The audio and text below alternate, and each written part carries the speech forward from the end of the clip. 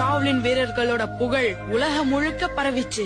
அந்த சமயத்துல காய்ஃபுங்கிறவன் எங்க மேல செம்மையா இருக்கு. ஒரு பக்கம் காய்ஃபு கிட்ட 108 வீரர்கள் இருந்தது. இன்னொரு பக்கம் சைனாவை சேர்ந்த 5 மாவீரர்கள் இருந்தாங்க. அதுக்கப்புறம் தான் காய்ஃபோட உண்மையான குணம் என்னன்னு தெரிஞ்சது. அவன் ஷாவ்லின் டெம்பிளுக்கு ஒரு எச்சரிக்கை விடுத்தான். ஒவ்வொரு வருடத்தோட முதல் நாளும் ஷாவ்லினுக்கும் அவனுக்கும் இடையில போட்டி நடக்கும்னு தெரிவிச்சான். அந்த அறிவிப்பு படி கடந்த 9 வருடங்களா போட்டி நடந்துகிட்டு இருக்கு. ஒவ்வொரு தடவையும் எங்க வீரர்கள் தோத்துக்கிட்டு தான் இருக்காங்க. சைனாவுல இருக்கிற எல்லா வீரர்களுக்கும் பயிற்சி கொடுத்து பாத்துட்டோம். ஆனா காய்ஃபுவ ஜெயிக்கிற பலம் யார்கிட்டயும் இருக்கிற மாதிரி தெரியல. இந்த வருடம் தான் எங்களுக்கு இருக்கிற கடைசி வாய்ப்பு. இதுலயும் தோத்துட்டோம்னா ஷாவ்லின் மட்டும் இல்ல, சைனாவுல இருக்கிற எல்லாரும் காய்ஃபுக்கு அடிபணிய வேண்டி வரலாம்.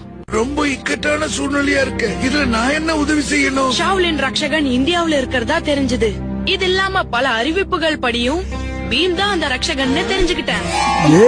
பீம ஷாவ்லின் டெம்பிளுக்கு கூட்டிட்டு எனக்கு உங்களோட அனுமதி தேவை அரசே. ஆனா காய்ஃபோட மோதுற அளவுக்கு பீம் கிட்ட திறமை கிடையாது. அவன் சின்ன பையன். நீங்க கவலைப்படாதீங்க மகாராஜா. இந்த விஷயத்துல மின்னுக்கு உதவி செய்ய எனக்கு எந்த கஷ்டமும் இல்ல. ஆசீர்வாதம் உங்களுக்கு எப்பவும் உண்டு. வெற்றியோட திருப்பி வாங்க.